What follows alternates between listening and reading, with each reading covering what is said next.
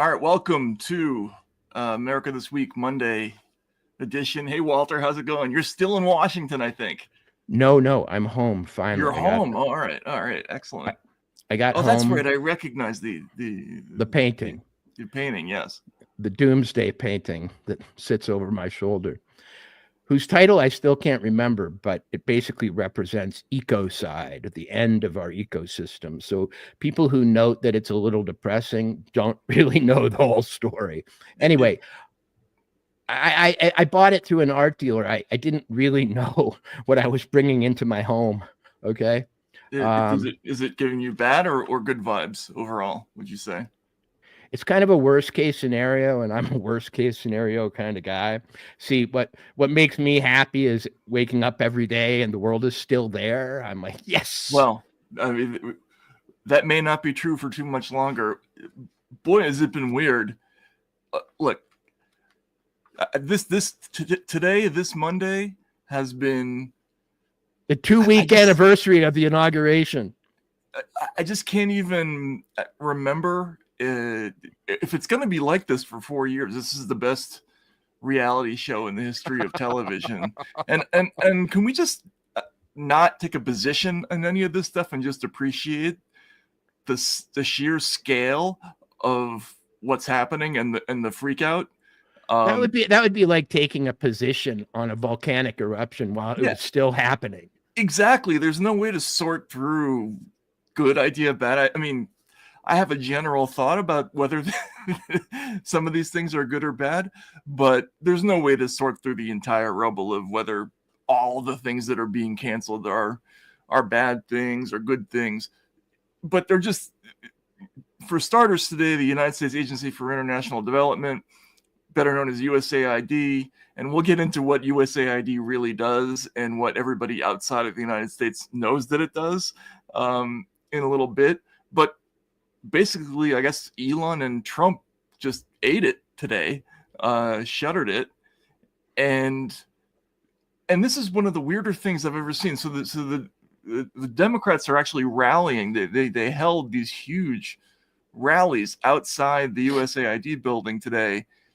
And Walter, do you think those are good optics for them or bad? I mean, we should roll some of this tape, I guess. Well, it depends on who the audience is. If the audience is all the people who get money from USAID for the strangest things, who are also contributors to your campaigns, then I suppose it's good optics because you're defending the trough. If it's anybody else in America who isn't cut in on the deal, I think it looks really weird. Yeah, so let's look at number 12 here. This is just a group of, this is sort of like your instant rally, kind of like the Pussy Hat rally 8 years ago. Just lets everybody get out in the streets and march about something.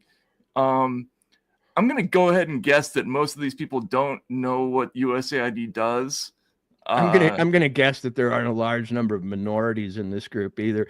This is like J.P. Morgan emptying out onto the streets of New York and doing a rally over some financial matter. These people don't have a principle between them. They are in pure self-interest mode at this point. It's awesome. Okay, so let's just look at this. Is just a brief clip. It's just 16 seconds, I think. So. A waiver was thrown together after the fact. Let me say that again. Prisoner guards overseeing thousands of ISIS combatants walked off the job. This is real life. This is roses. Until a waiver was thrown together. All right. Okay, now we got. I have a chant for them. What do we want? What do we want? Taxpayer money. When do we want it? Now. What do we want? We don't know. When do we want it? Sometime. So an all-star cast of legislators went out there.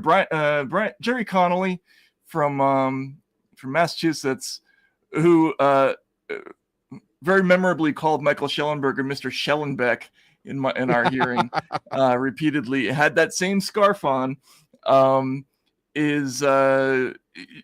was one of many to go on about the burgeoning dictatorship. Let's see what he had to say. there. It is the lead development agency in the world. And no one elected Elon Musk to dismantle it.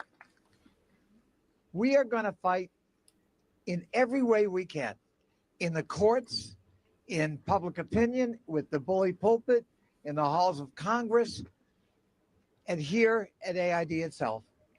We are not going to let this injustice happen. Congress created this agency with the Foreign Assistance Act of 1961. And if you want to change it, you got to change that law.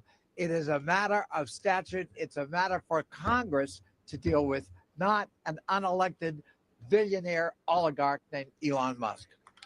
Apparently not, actually. So let's look at Ilhan Omar. We are witnessing a constitutional crisis. We talked about Trump wanting to be a dictator on day one, and here we are. This is what the beginning of dictatorship looks like. When you gut Look at the guy in the mask. and you install yourself as the sole power, that is how dictators are made. What Trump and Elon and all of their cronies are trying to do is take away the constitutional power of Congress. Of the bureaucracy. We get to decide. We have the power of the purse. We get to decide where money is allocated, and it's the executive's power to make sure that that money gets to where it needs to get. That's what they're doing. When we talk about civil servants being let go, what we are talking about is not saving money. It's essentially saying they can get paid while they're home. Okay, and how about Chris Murphy? Nothing she said just made sense, by the way. None of it made sense. What? They're making sure that the money goes where it's supposed to go. That's what they're doing. Theoretically, it's true. Congress does have, look, they do have the power over the budget. That is true. The president can only put forward a budget, but it's gotten out of hand, which is kind of the point of this whole exercise. So they fund the executive too, don't they? Yes. The executive branch can't tax and create money. They fund him too. Yes, that's true. Yep. These appeals to constitutional law are going to have to be adjudicated by constitutional lawyers, not her. And this notion that Elon isn't elected, none of the cabinet members are elected. No one in the executive is elected. The only person elected is Trump and his vice president. What are they talking about? Yeah, I mean, look, I guess technically, if you want to make all these cuts, you would have to submit a much lower budget and have Congress vote on it. But you could also put somebody like Marco Rubio in charge of his sub-agency at USAID and basically sit on it and have it do nothing, which I guess is what they're going to do. So they're up against about 1,000 stories that have just started about where the USAID money goes. And look, and it's a losing battle. Get into that, and all you have to do, folks, is go to usaspending.com and start scrolling through what USAID has spent its money on. I spent about 2 hours this evening taking a very casual look through some of USAID's recent adventures, and highly entertaining stuff if you have that kind of spare time. But there's a broader issue with USAID, and here is Chris Murphy of Connecticut basically telling you the exact opposite of what everybody in the world knows. So Elon Musk has been floating all sorts of awful, terrible conspiracy theories about what happens at USAID. Let's make it very clear that every single day, America is safer because of what happens at USAID. USAID fights terrorist groups all across this world, making sure that we address the underlying causes for a retreat to terrorism. USAID chases China all around the world, making sure that China doesn't monopolize contracts for critical minerals and port infrastructure all around. What does that even mean? What is he talking about? It supports freedom fighters everywhere. Wait, in can we this rewind world. that? What? Up until yesterday, It chases it China all supports around the freedom world and fighters. makes China fun- all and- around the world. And it funds freedom fighters. What, like the fights Contras? terrorist groups all across Wait. this world, making sure that we address the underlying causes for a retreat to terrorism. USAID chases China all around the world, making sure that China doesn't monopolize contracts for critical minerals and port infrastructure all around the world. What? It supports freedom fighters. What does that mean? everywhere Does that- in It does the anyone supports freedom world. fighters. Up until yesterday, delivering firewood, for instance, to the brave Ukrainian defenders on the Eastern Front. USAID brings firewood to the front? Yes, in Ukraine, but you know what else it But also let's not funds in pull any- Ukraine? What? Let's look at clip number 1. This is one of my favorites.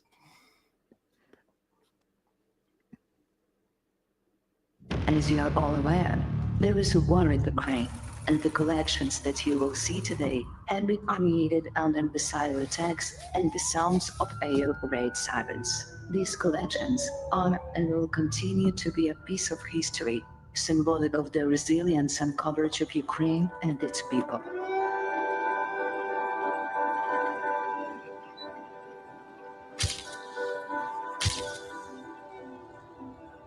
What?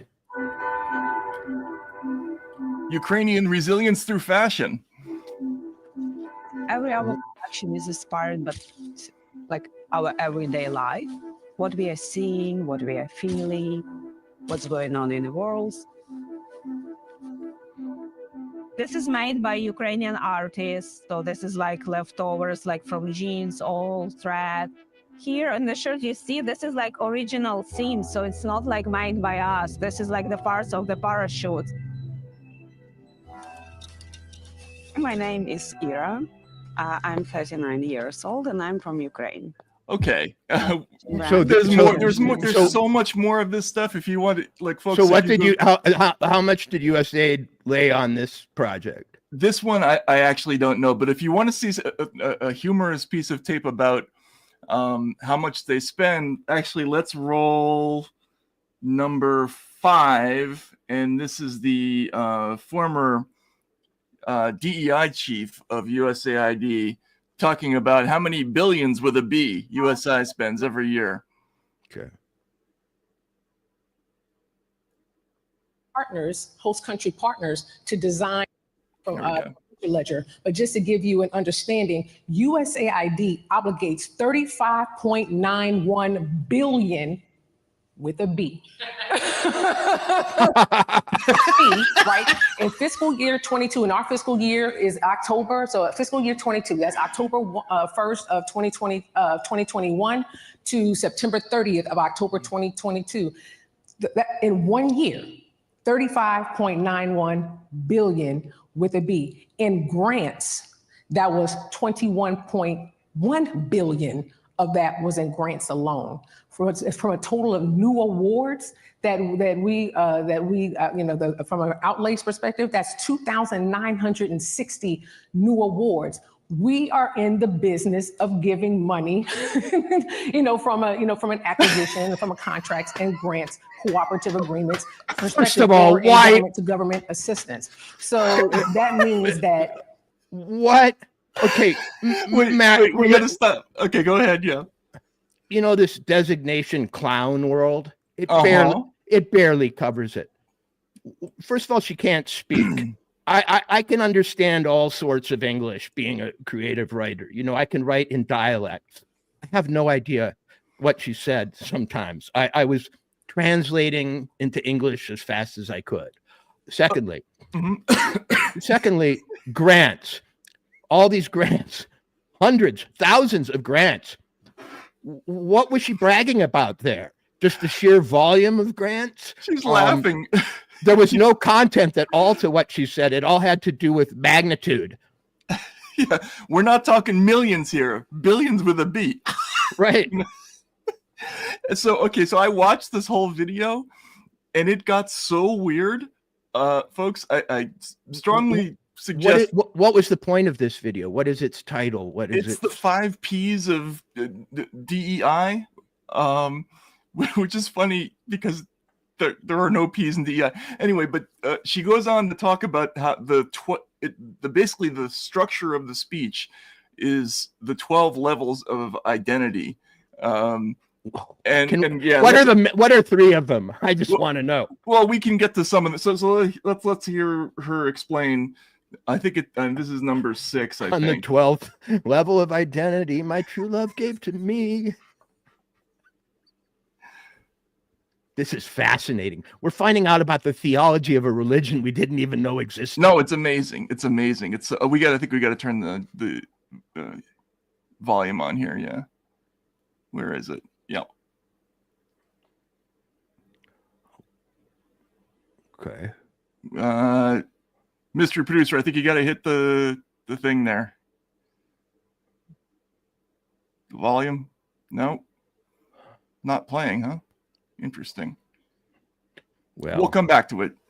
Well, can you remember any of the 12 levels of identity? Well, it started with I'm black. These are the 12 levels of her identity or anyone? Yeah, anyone? Well, she was talking about, for example, me. So she did a forensic identity autopsy of herself and found out that she has 12 levels. Yeah, I only have 3. Yeah. Male, pleasure agency seeker, operations. asshole. What are the diversity of the perspectives? And that will be based upon the identities of the people that I have in the room. And identity is a powerful thing. And the reason why diversity is so important is because of identity. What you see about me is that I'm black. That's all you know. You don't know there are 12 levels or 12 dimensions of identity for any one individual person. So that means you can't assume anything about what I may believe or what I might decide or what I might do. What you can do is make sure I am in the room in order to provide my perspective, because identity, and why it's so important, is that identity, your identity, whether you know it or not, explicitly or implicitly, informs how you see the world, how you perceive, how you receive information. We call it ladders of inference, right? When you receive information and you interpret information, that is based upon and shaped by your identity. Every single dollar she has ever earned was wasted. My identity. I am black. Okay. I am a woman. I identify as a woman. I'm heterosexual. I'm Catholic. I'm a daughter and caregiver of a mom who has dementia, right? I come from a middle class background. I am educated. I have 2 master's degrees. I mean, so there are multiple things about it only adds up to 12 that inform how I do, how I see, and how I maneuver. She ran out of stuff. So she had to stop because she was reaching 12 before she'd even told us anything, like her height, her weight, whether she has a driver's license or not. She was just making shit up, man. I mean, I don't want to laugh at this stuff because we've finally seen an issue that will bring bureaucrats out into the streets. It's the defense of that shit. Right, exactly. That's the whole thing. That's what's so funny about it is, I mean, and Greenwald pointed this out today. It's the one thing that will get people out on the street is defense of an agency that is completely indefensible. Well, it's not completely indefensible. In what part of that were they chasing China around the world and supplying freedom fighters to make sure that they can't get contracts? I'm not really sure. In what way was that making us safer? Which was the mega assertion at the rally that all this makes us safer. So I don't know how it makes us safer. So when you start going through all the stuff that they spend money on, so they gave a $500,000 grant to a thing called Humanists International, and me as a non-religious person, I don't mind the organization. If we can look at the website, here it is, Humanists International. Inspired by humanist values, we're optimistic for a world where everyone can have a dignified and fulfilling life. We build support and represent the global humanist movement and work to champion human rights and secularism. So we apparently gave a group that promotes secularism a $500,000 grant to promote secularism, I think in Nepal. Right. So, and I don't know how that goes along with her 12 levels of Catholicism or whatever it was. Is this to free people from the yoke of Buddhism in Nepal? I guess. The heavy yoke of Nepalese Buddhism. There's so much weird shit. Walter, one last one before we pause. This is Grupa Izaji, which is a Serbian LGBTQI plus group. Translates, I think, as the Come Out group. And I think we've been funding art installations and festivals there. I predstavlja matučko veče za kvir mlade koji nisu mogli da odu na svoju maturu ili barem nisu mogli jasno da pokažu svoj rodni ili seksualni identitet. Na kvirturi imamo uvek masu bengera, kao na primjer ovaj.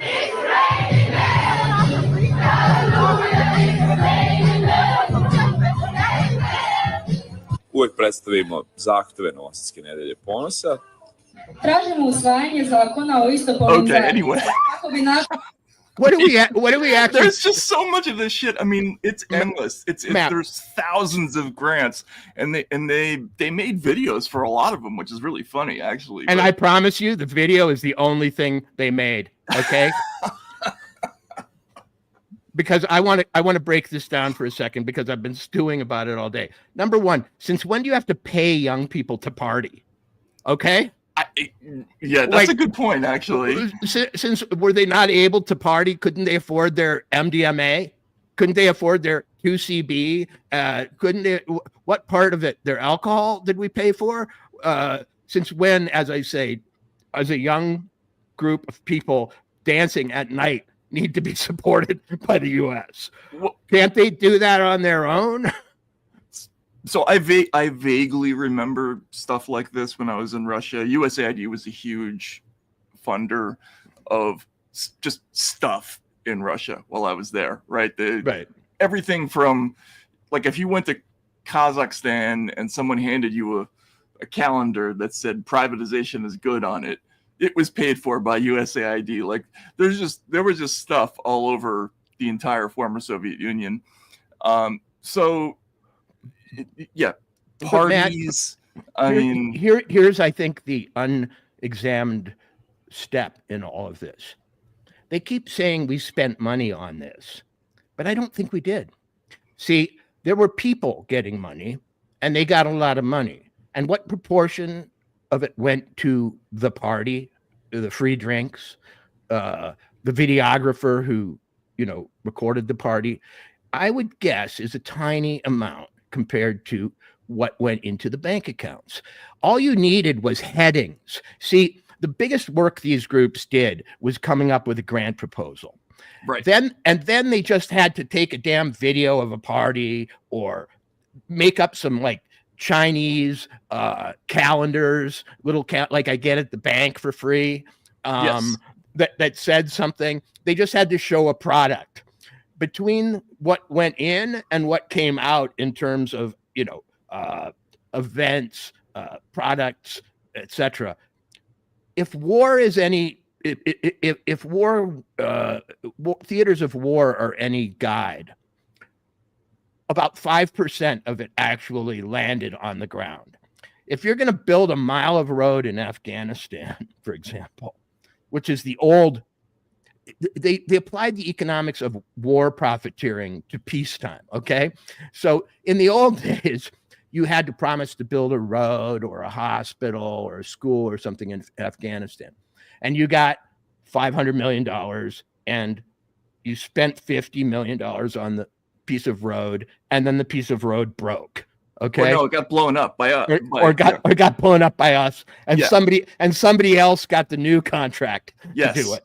Yes. but they created an equivalent to war in the social justice movement. They made it seem as though it was as crucial and as, integral to our safety as war itself, but it was a cultural war that we were fighting all over the world. And they found a way to outdo themselves. There's no longer a military industrial complex only. There's now a cultural industrial complex. And all it has to show for itself is young people dancing and pens and pencils in different colors. And plays and you can be sure that Americans and our cohorts, co-conspirators, let's call them abroad, got most of the money, because administering these non-events, these pseudo events, was the big bucks. It's when we see into this, I think it's wrong to say we spent it on this. No, we spent it on a grant proposal that said it was going to do this. Yeah. Well, look.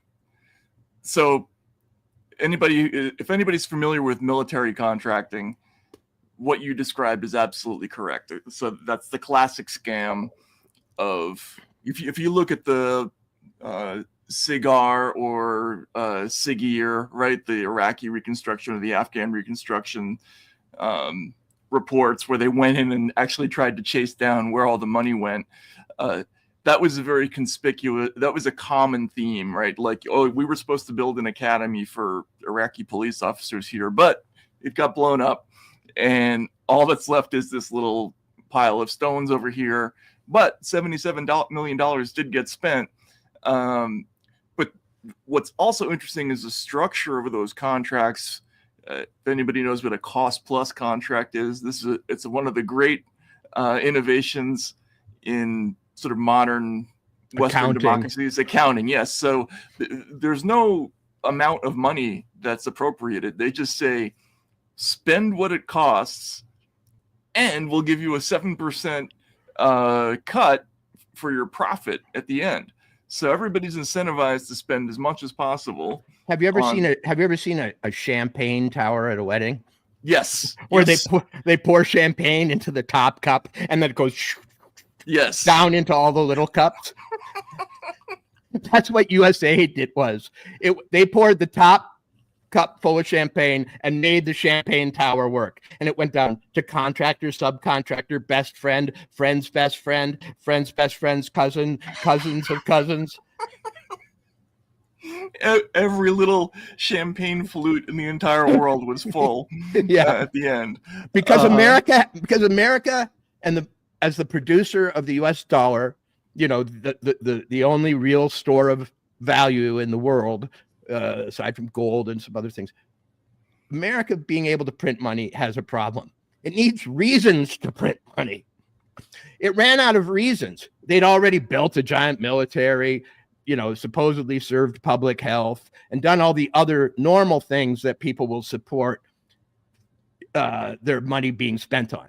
They had to invent a whole new category. Wait, we got to print money to serve. And so they invented making the world a just place for all kinds of people and throwing parties and so on. Because not having anywhere to use the fire hose of money was a problem, literally. And I think that they created these needs and these injustices and these problems out of virtually thin air. I mean, some of them were constants in human history. Certain kinds of people are looked down on or, discriminated against and so on. But it became a festival of greed, posing as a festival of justice. Yeah, and this is what you're describing is it's a very common tableau in government. Like when one contracting imperative dries up, it's got to go somewhere because we can't spend less. That's the one rule, is that we can't have the money allocation go down. So what do we do when we stop doing, for instance, counter messaging against ISIS? When that problem is solved, well, then we start doing censorship at home. I mean, we might as well turn it inward. There's much more stuff to do.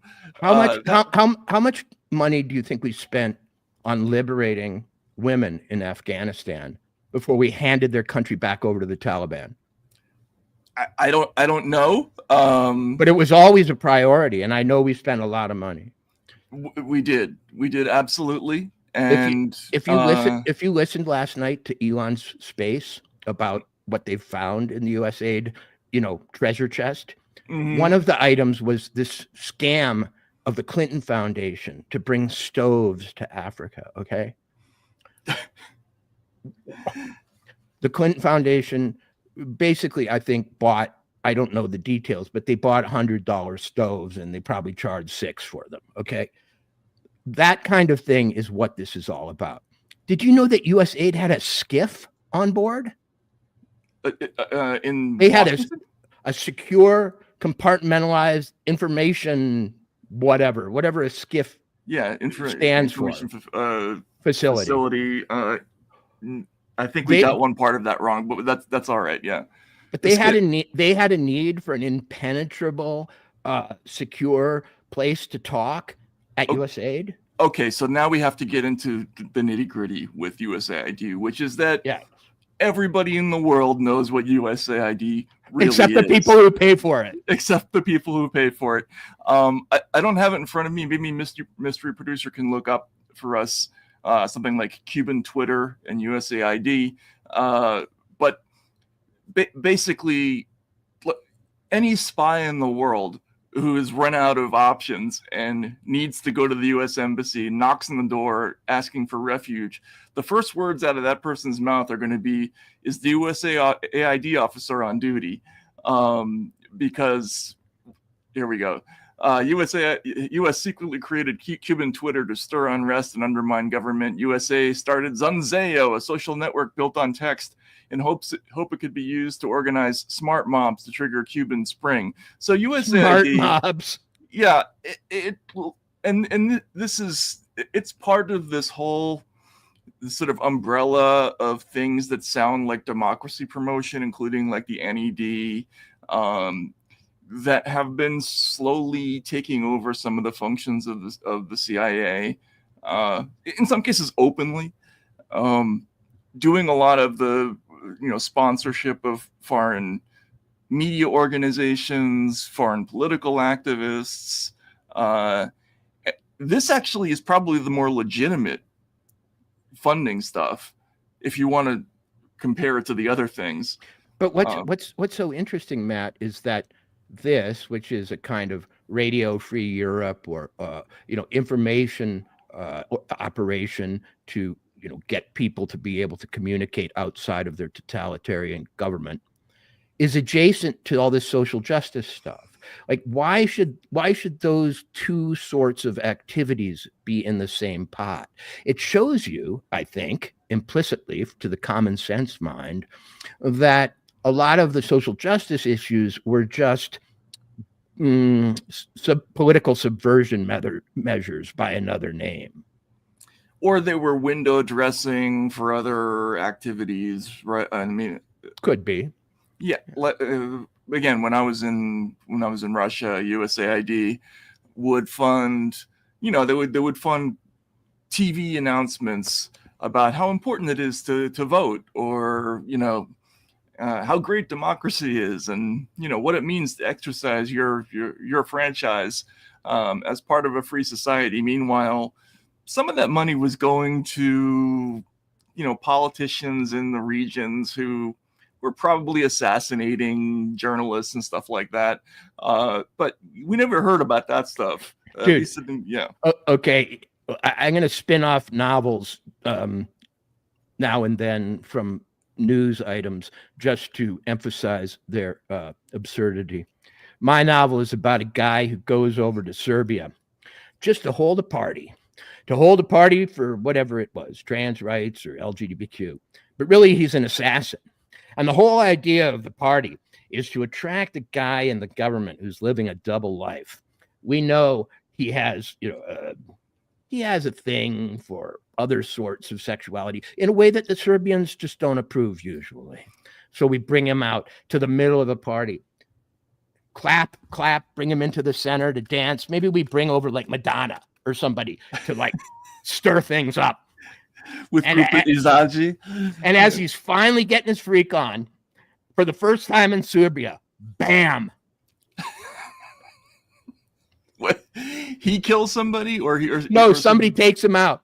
I see. Okay. Or whatever. We had to draw that guy. We had to draw that foot fetish guy out of the Defense Department. So we threw I see. Yes, I like it. We threw a big party at which he would finally feel safe. It's Gross Point Blank meets what's the movie I'm thinking of? The one with Matt Damon, who when he doesn't remember who he is. Born Identity. Yeah. Gross Point Blank Identity Crisis or something like that. I love it. Yeah. No, we could have lots of those. There are all kinds of ways in which these different programs and fashion shows and so on could have worked hand in glove with straight assassination and subversion operations. Right. And look, it probably did, dude, because why not? You're funding both of them. You got the same people and same objectives. What, you're gonna put a firewall between your fashion shows and your political operations? Well, that's what's so ridiculous about it. Like, okay, well, we're gonna send however many millions for Ukrainian catwalk or whatever it is, and of course some of that money is going to be going to buying whatever kind of weapon or sticky bombs to destroy Russian tanks or whatever it is. But it's kind of an absurd costume, this whole thing. It's like the old OSS, but gayer. I don't know. Never have bribes and payoffs and rake-offs had such fancy titles. Somebody came up with the idea that if you were going to bribe somebody or pay them off or, just push graft around the world, you could do it under the heading of these sort of completely baffling social justice causes. And that's what they did, I'm sure. Yes, exactly. So someone was asking me, I said something before. That's actually exactly what it was. It was Rock the Vote. It had something called Голосуй Или, which was basically Rock the Vote, but in Russian. I'm pretty sure that was the USAID program. I have to look it up, but if it wasn't USAID, it was USAID adjacent. It was one of those things. I said before that this was the more legitimate activity. I just mean that this side of USAID is at least it's doing something. I don't know if I approve of it. No, I don't approve of it. Right. But it's the evil but explicable part of it. Yes, exactly. Right. It's the part that got results, whether you agree that the results are worth getting or are, moral or ethical. We don't know. But it actually showed more results than the Peruvian comic book about whatever that we saw. So all that stuff, when I read about it, because you never know what's on Twitter, right? The Peruvian, the LGBTQ comic book, the trans opera, and all that stuff.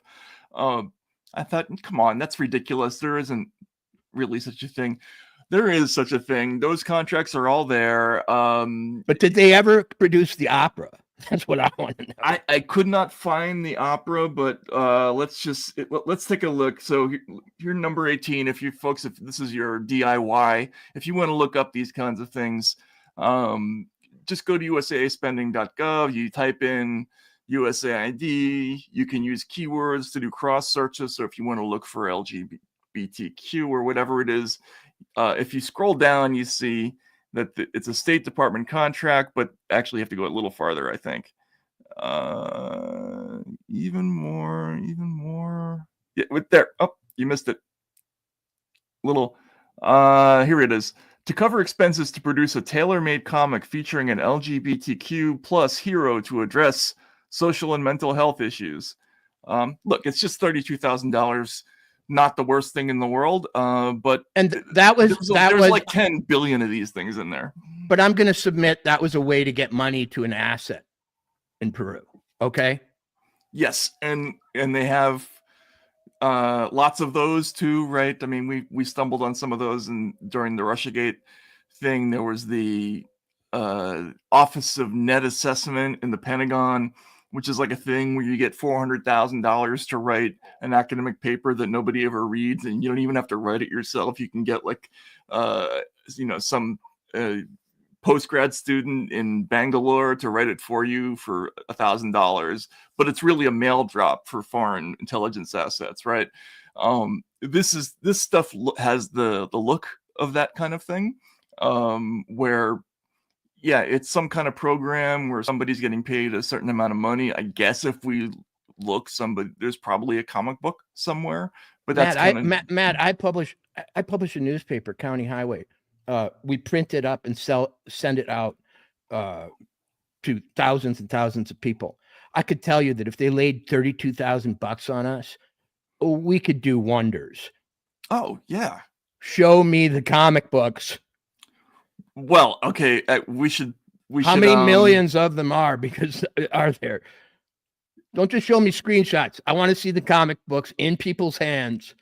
I mean, we've covered on the show. Remember the DHS comic books? Remember they did the videos. Oh, Cliff, what is it? What was his name? Clint Watts's. Clint Watts. And they actually made these like weird sort of Japanimation comic books for the Cybersecurity and Infrastructure Security Agency with these.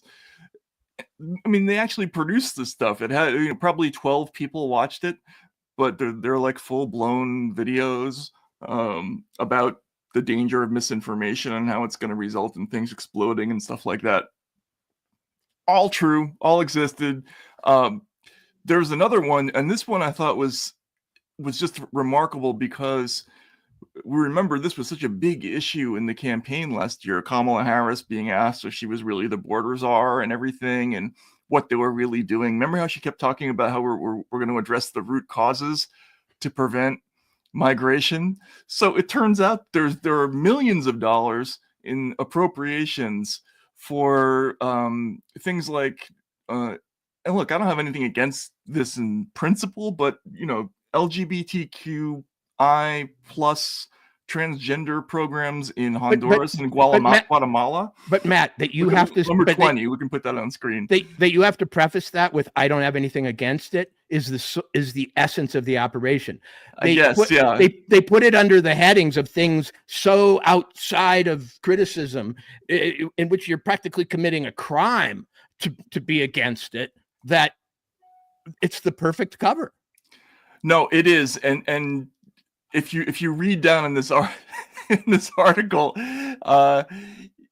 it talks about the deputy USAID director, Paloma Adams Allen, and it says she, like Vice President Kamala Harris and other U.S. officials, acknowledge violence based on gender identity and sexual orientation is among the root causes of migration from the two countries and neighboring El Salvador.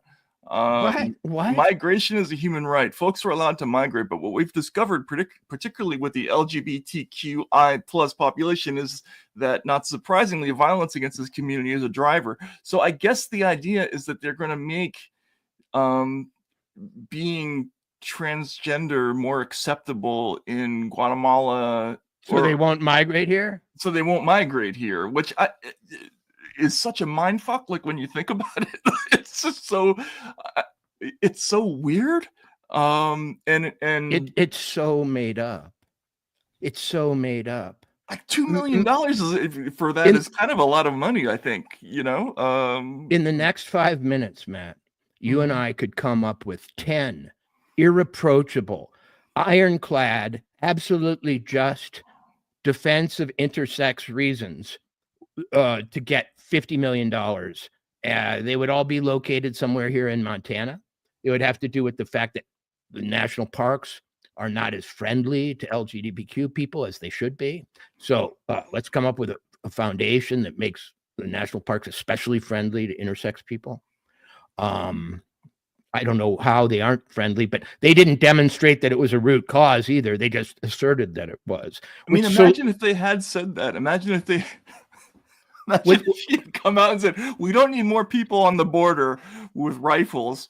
What we need are more programs administered by USAID to make transgender people feel more accepted in Guatemala.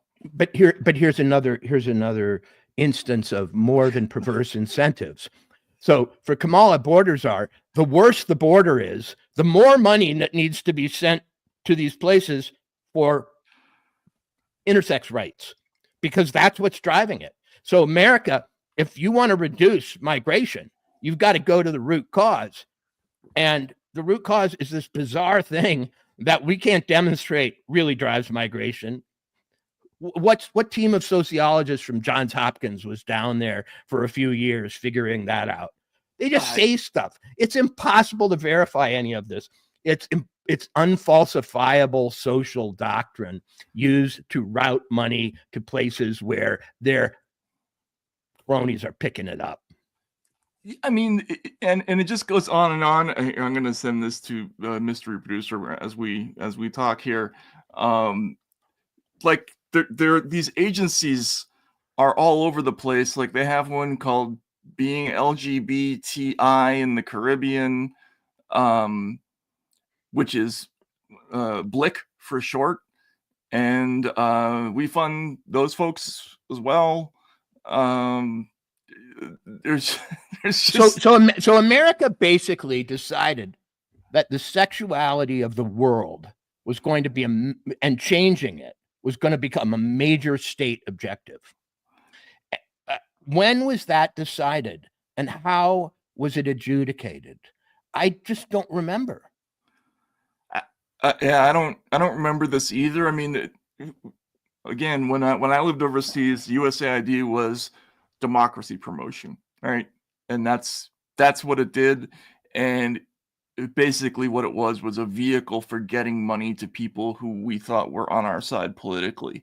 But this whole sort of other wing of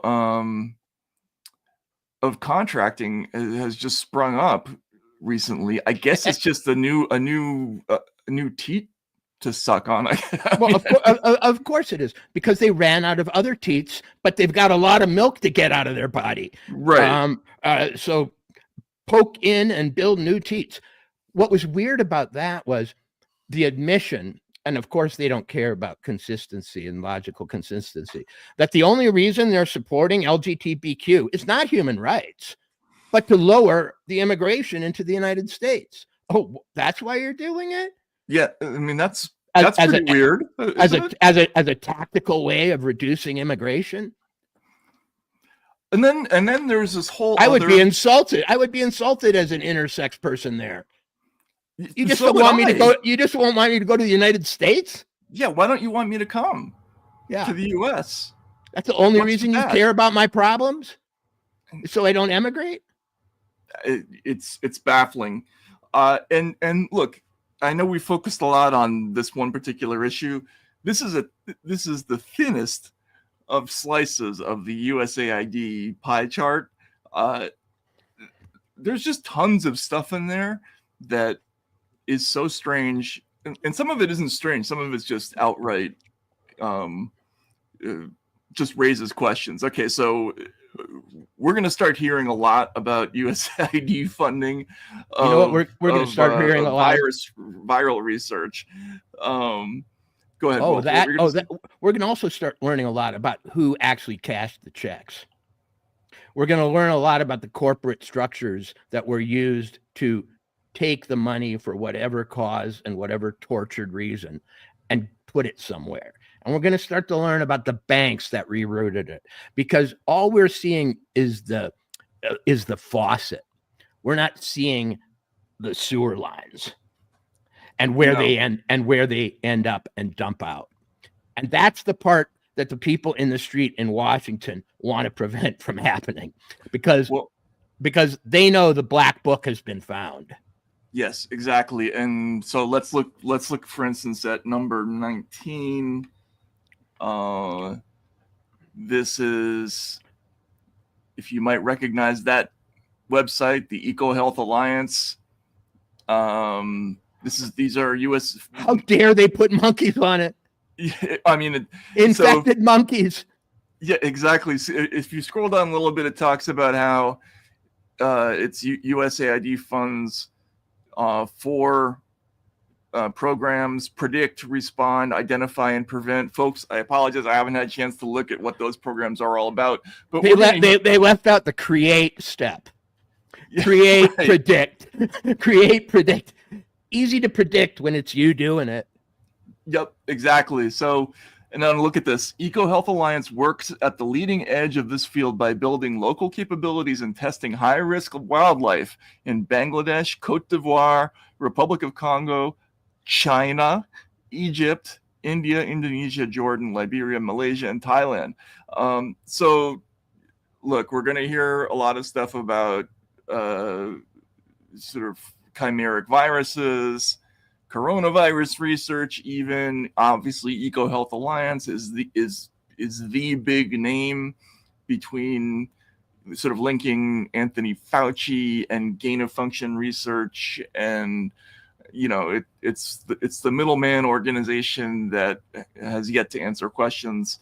And the reason that Fauci got a pardon on the way out, by the way. Right, got a pardon on the way out.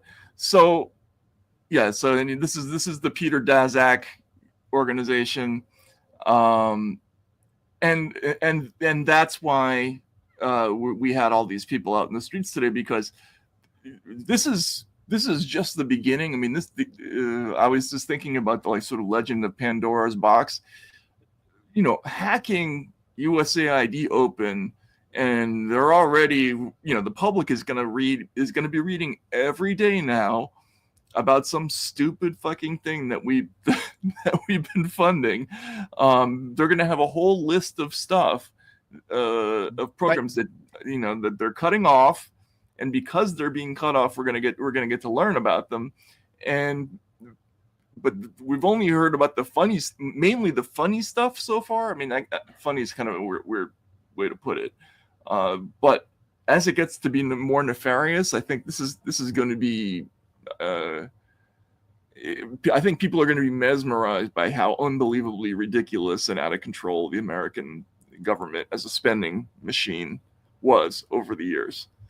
Don't you think? I mean, if today's any indication of what's coming, this is going to be insane. This is just USAID. Okay? Yeah, exactly. Exactly. They're just warming up. This is not Health and Human Services that RFK may take over. Okay. This is not the National Institute of Health that Jay Bhattacharya may take over, which has a $50-something billion budget. We're going to find this in all areas. And I'm not saying that because I'm a cynic. I'm saying that because I have sources, people who are telling me things. And though I can't at this point say who they are or why I know them, there is every reason to believe that this sort of this method for routing money around the system and to cronies and to NGOs, which then kick back money or support causes that particularly the Democratic Party supports, is going to be found in every realm. And we're going to learn, and now I go into the speculative, I'll draw a border. We're going to learn that we have been governed by a system in which one party, the Democrats, use the rubrics of social justice, health, and so on to create this bonanza. And another party, the Republicans, traditionally, though they've sort of swapped, use national security and more hard-headed reasons exactly to keep this thing going. And they kind of agree to pretend fight as though we have a political system, while one goes in the left-hand door to the counting room and the other goes in the right-hand door to the counting room. Think that room in casino at the beginning where all the casino money flows down. Okay? Oh yeah, exactly. Yep. And with the transparent shot. Right. Yeah, that was awesome. Yeah. And imagine that in that room there are Republicans wearing red gloves and Democrats wearing blue gloves, and they're all counting up the money and putting it in their different bags. And every once in a while they have a fight and say, "Wait, that money was appropriated, to for the freedom fighters of Venezuela."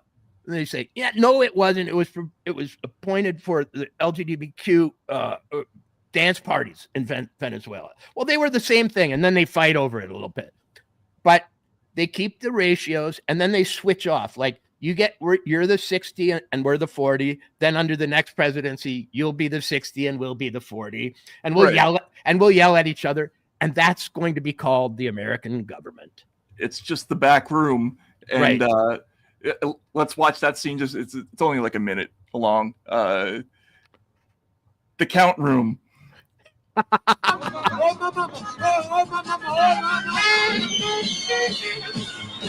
Just imagine a flag right there. Exactly.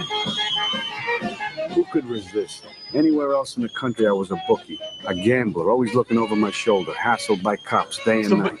But here, I'm Mr. Rothstein. I'm not only legitimate. But here, I'm the president of the United States. And that's like selling people dreams for cash. I hired an old casino pal. This Billy is actually Sherbert, more as my manager, civilized than the government is. Oh, yeah. For guys like me, Las Vegas washes away your sins. It's like a morality. Let's go forward a little bit. I'm sorry. It does for us what Lourdes does. Free hotel suites and all there the you frauds and all the booze. It's all been arranged just for us to get your money. That's the truth about Las Vegas. We're the only winners. The players don't stand a chance. And their cash flows from the tables to our boxes, through the cage, and into the most sacred room in the casino. The place where they add up all the money, the holy of holies, the count room. Now, this place was off limits. Even I couldn't get inside, but it was my job to keep it filled with cash, that's for sure. They had so much fucking money in there, you could build a house. I want Joe Joe narration, but yeah. I want Joe Pesci to narrate the Doge story. You know. Oh my, he will be. Right. I walked into USAID and I couldn't believe what I saw. There were guys.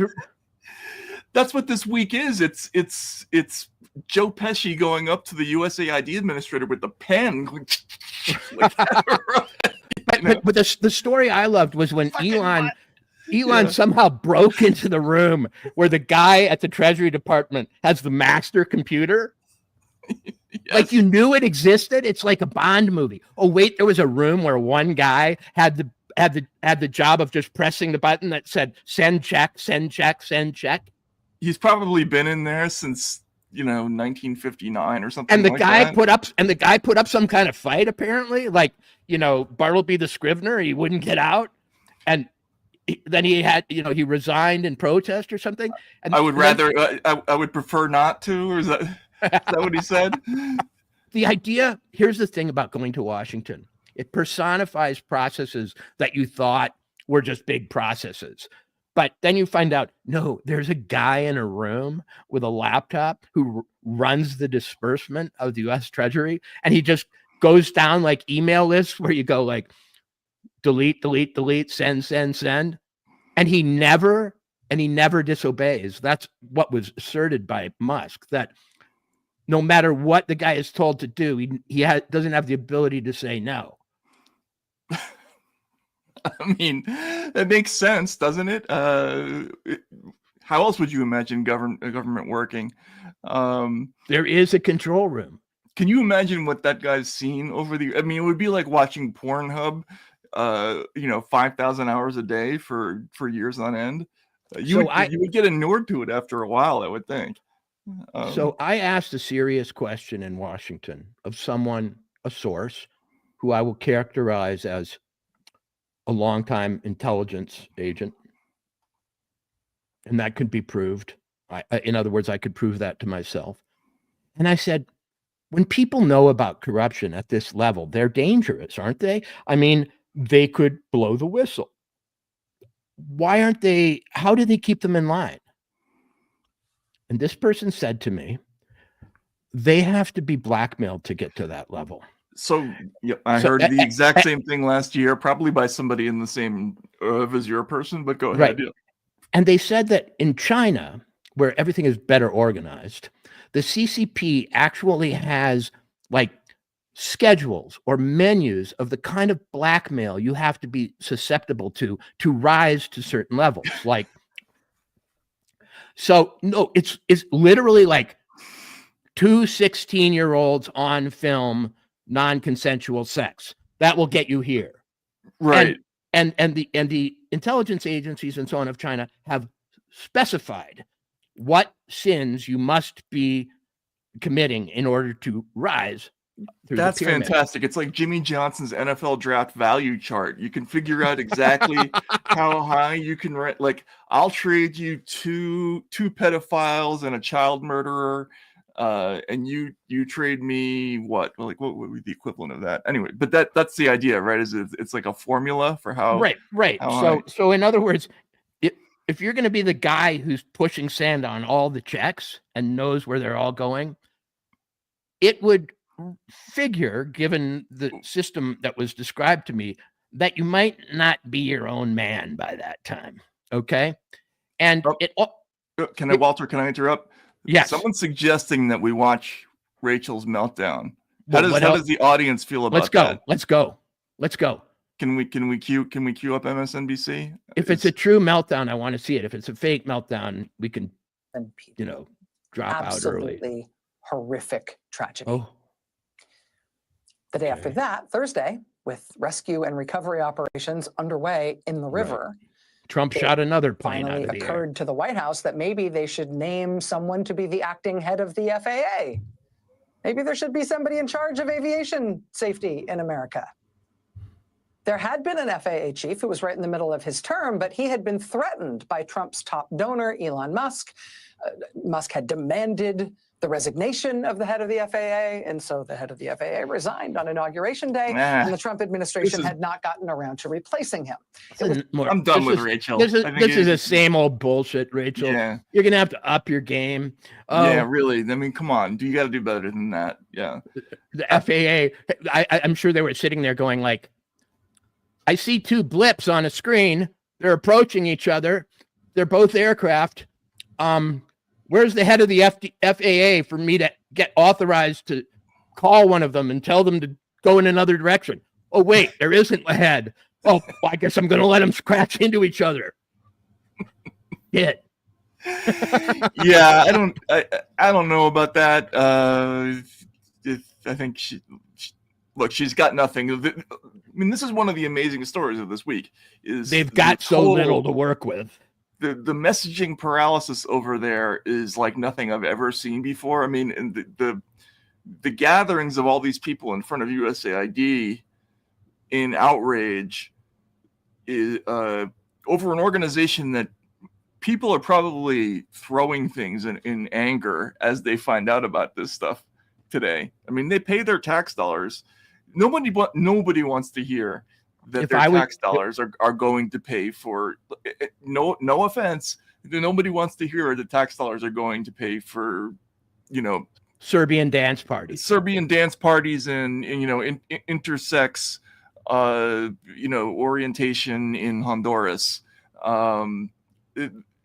So that's just the beginning.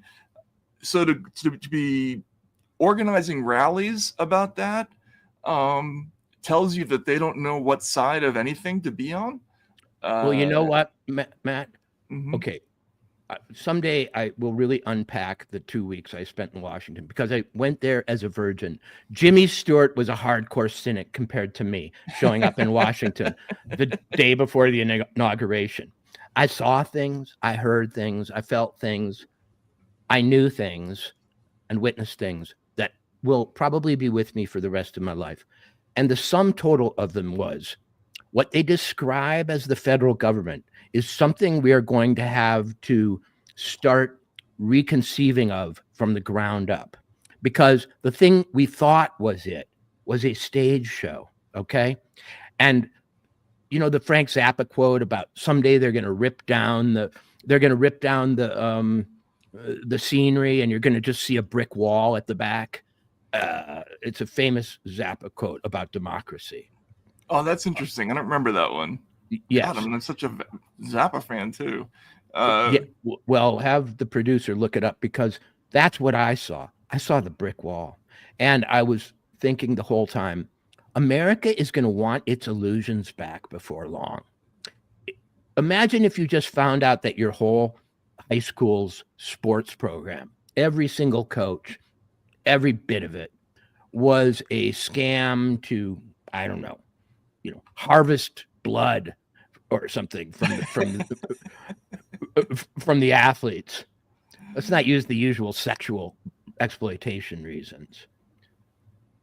You wouldn't want to know it. You'd be like, wait, I have their pennants on the wall. Wait, my kid's playing for that team right now. Can we go back to when we all bought the bullshit? Because my stomach hurts. Oh no, this is totally whatever it is, the blue pill, red pill, whatever the scene from The Matrix is, which is the one that makes you feel like you're eating steak. Right. Yeah. This is the quote. The illusion of freedom will continue as long as it's profitable to continue the illusion. At the point where the illusion becomes too expensive to maintain, they will just take down the scenery. They will pull back the curtains. They will move the tables and chairs out of the way, and you will see the brick wall at the back of the theater. And I'm afraid that's what we're going to see pretty soon, is something close to that brick wall, closer than we've ever seen it and more naked than we ever have. And we may not want to, because the fact is, each one of us, including Walter Kern, is about 1 degree of separation from somebody who's making their money from this illusion. Oh, yeah. Yes, absolutely. I think we both know some folks who've probably received USAID contracts over the years. Right. Or others. Matt, I'm looking like a hawk for that moment when we start seeing journalists' names, and I don't think it will be impossible at all that we do. No, we're gonna find out about journalists who are named as as parts of foundations, probably speaking fees, other things like that. Things they probably shouldn't be taking money from, but are.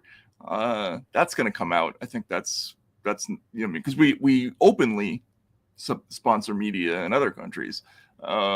So yeah, we're going to find out about that. But this is, I think, the point that people have to focus on is that USAID is such a small piece of the government, and you see how much shit is pouring into the ether just from this one little piece. Think about what's going to happen when they start getting into the Pentagon, for instance. I mean, I remember interviewing, there was a guy named Winslow Wheeler who used to be a Senate aide back in the day, and his job was to go around and basically solicit the earmark requests of every member in the Senate for the Armed Services Appropriations Bill. And he ended up getting sort of bounced out because he was writing a blog under a pseudonym about how all this awful stuff. It was a little microcosmic version of this.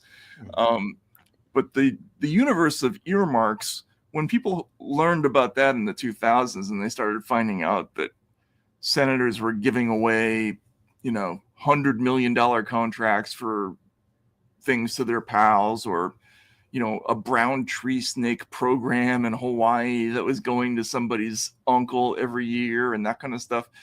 There's so much of this stuff that's going to come out from the other agencies when they start getting around to those. And that doesn't even get into the question of all the intelligence secrets that are going to come out. I mean, this one touches on COVID, and I think we're only just getting the beginning of that. Don't you think? I know we are. Matt, I have spoken over and over on podcasts last week here and then to Brett Weinstein the other day about my epiphany at the RFK hearings, looking out on the horseshoe of senatorial inquisitors. I will say this, I wish it weren't true, but on the left, on the Democratic side, what I saw basically was a band, sort of like the Monkees. Remember how the Monkees were Hollywood's answer to the Beatles? Yes. They just cast them. There was an equivalent, you know, there was the intellectual rebel, monkey. There was the mop top fun one based on Ringo. There was, you know, the beautiful boy based on Paul. Then there was the shaggy guy, Michael Nesmith, who was supposed to be George Harrison. Went on to do Repo Man, by the way. But and this is no knock on the Monkees, because people will tell you the Monkees were actually a pretty good band, and love the Monkees, had some great songs, but they were cast. Okay, on the left side, on the Democratic side of that hearing, I saw a cast of characters who, you know, Bernie as the socialist, Lou Jean as the Native American, what's her name? I can't remember. Elizabeth Warren as the Puritan scold, etc. On the Republican side, it was all like guys from Kansas, Montana, and other people playing the Republican. They did. In other words, there's not like this big distinction. They all kind of looked like me.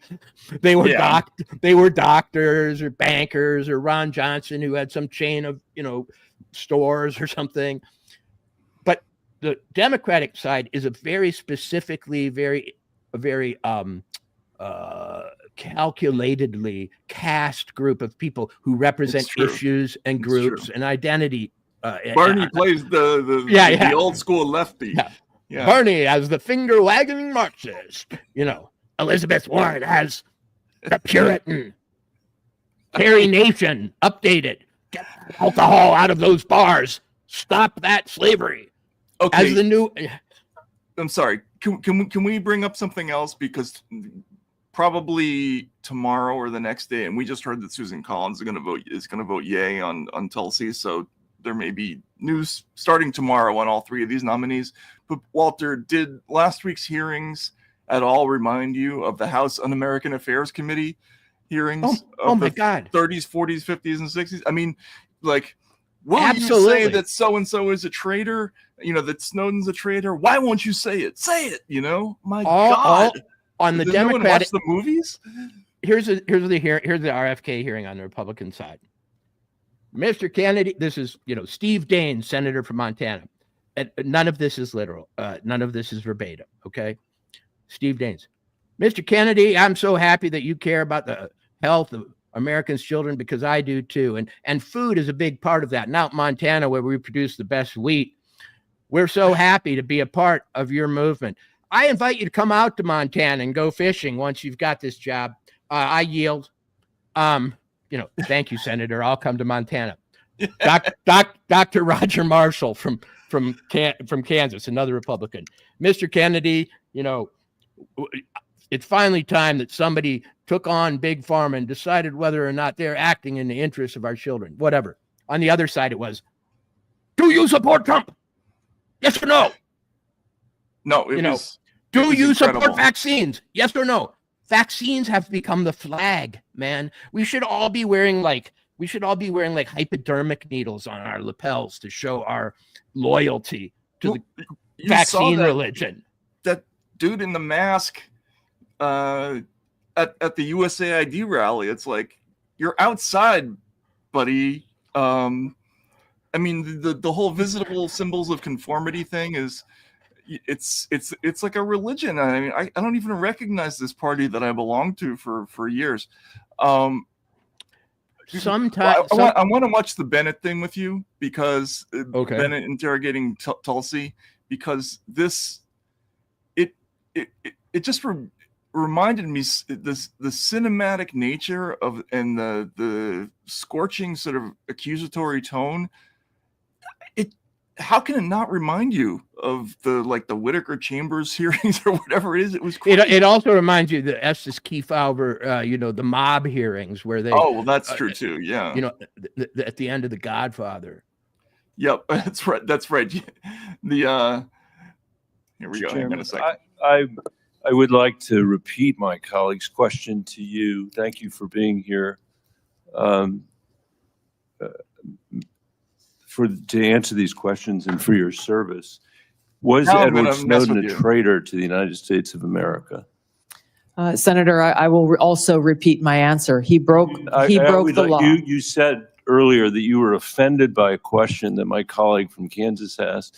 which I think was his duty as somebody on this committee to fulfill his responsibility to advise and consent. We are not here to be a rubber stamp for the President of the United States. So let me ask you again, do you believe, as the chairman of this committee believes, as the vast majority of members of our intelligence agencies believe, notice how we didn't that say Edward America. Snowden was a traitor to the United States of America? Senator, if confirmed This as is when the Director of rubber hits National the road. Intelligence, This is I when- will this is work not- with you to make sure This that is there is not not a another moment for Snowden-like social leak. media. It's not a moment to propagate theories, conspiracy theories, or attacks on journalism in the United States. This is when you need to answer the questions of the people whose votes you're asking for to be confirmed as the chief intelligence officer of this nation. Mm-hmm. As my colleague said, this is not about you. It's about the people that serve the About me. intelligence agencies of the United States. Is Edward Snowden a traitor to the United States of America? That is not a hard question to answer when the stakes are this high. Senator, as someone who has Your served answer, in yes uniform, or no, is Edward Snowden a traitor to the United States of America? That's enough, I think. So Matt, how would you have answered that question? I mean, unbelievable, right? How would you have answered it though in Tulsi's? Because when I was sitting there next to Kennedy, and like I say, I mean, I'll say this 100 times, I was as close as any journalist. Okay, I was in the front row. I was practically sitting in his chair, and I was watching this fusillade come at him, and I was thinking to myself, how would I answer this question? How would I answer it? How would you answer, is Edward Snowden a traitor to the United States, if you're trying to become the director of national intelligence? Well, first of all, I would lecture him. I would say, sir, are you an attorney? Do you know what the legal definition of treason is? It can't happen. You can't, I mean, it can only happen during a time of war. So technically, I don't think he is a traitor. He might be something else. He might have He'll just say treason, traitor Right. is what I said. Did he betray us? I'm not talking about the law. I'm talking about whether or not he made America weaker. Yeah. What I would say is, you know what? The intelligence community betrayed us. They're the traitors. First, before we talk about whether he broke the law, which he did, you have to ask, She why stipulated do people think that he's a hero? She stipulated that he'd broken the law. Right. But why do people think he's a hero? Because he disclosed one of the biggest civil liberties violations in the history of this country, which you helped cover up. And that's why I'm here and not, some person nominated by Kamala Harris. But so far as I know, these nominees don't get the questions in advance. Okay. So they're always surprised by them. And the best answer for that would have been, was Daniel Ellsberg a traitor to the United States when That's he true. brought the Pentagon Papers to and where is he today? Is he in jail? Is he been hung not. for They tried, but, was he hung for treason, Senator? In other words, they don't give them any time to come up with common sense answers. They just want this yes or no to the most simplistic version. And they hector them and they cut off their time. And the minute they try to explain or use more than 7 words in an answer, they say, this isn't about that. No, I know. It's they don't give you time to answer, but it's pure harassment. It is like something that would go on in an interrogation cell. It really is, except you get to see it. And it's humiliating to America to think that all we're going to get to find out about Tulsi Gabbard, because this is our chance to learn too. This is our chance to see her in action, is how she holds up under abuse. Yeah, no, that was like the Monty Python sketch. Remember when the guy pays for an argument, but he goes into the wrong room and he ends up getting abused instead. It was like that sketch. No, it was incredible, and the optics of essentially asking somebody to denounce another person. I mean, it's straight out of the Crucible, or some right. The Crucible, the Salem witch trials as enacted in that play or recreated are far more even-handed. Oh, far more even-handed. It's true. It wouldn't even be a play if it was this one-sided. You know, I would also say back to that guy, Edward Snowden was an intelligence agent. Edward Snowden was cleared, in security matters and all sorts. He saw all kinds of things. It was his decision that his conscience could not live with what he saw going on there. He chose to expose it at the risk of his freedom. For the rest of his life, by the way. For the rest of his life, such that he will now be, for many, a traitor no matter what I say. But he came from the very intelligence community that you guys approved in the past leaders for. I'm not responsible for Edward Snowden. You are. You are. Michael Hayden is. Michael Hayden is. John Brennan is. Like all those assholes from the James Clapper. Why don't you talk to the people who you approved who hired him? Yeah. Whistleblowers, by the way, are in an ethical quandary when they see something illegal. They're not really allowed to not do. You have legal exposure when you see something that's against the law. When Chelsea Manning sees a video of people blowing away Reuters journalists in the middle of a war zone, you're complicit in that once you see that and don't bring it forward or don't out it.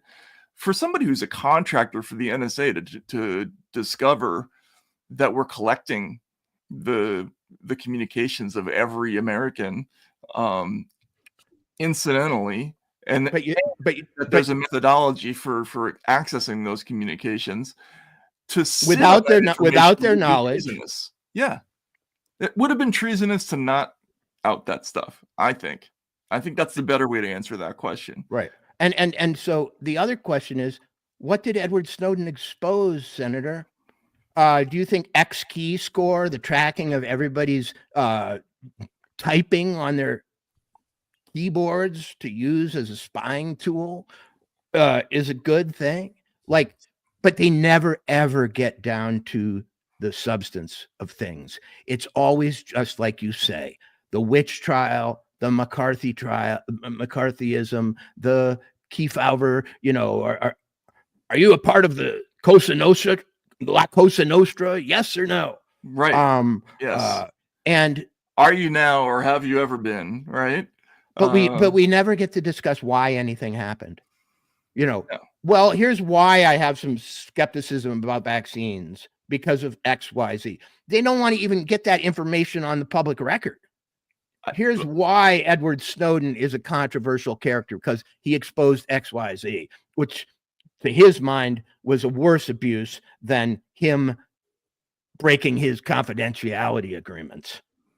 Yeah, and where Bennett's saying I don't want to get into a discussion about corruption and journalism. What he's trying to say? Why not? Yeah, exactly.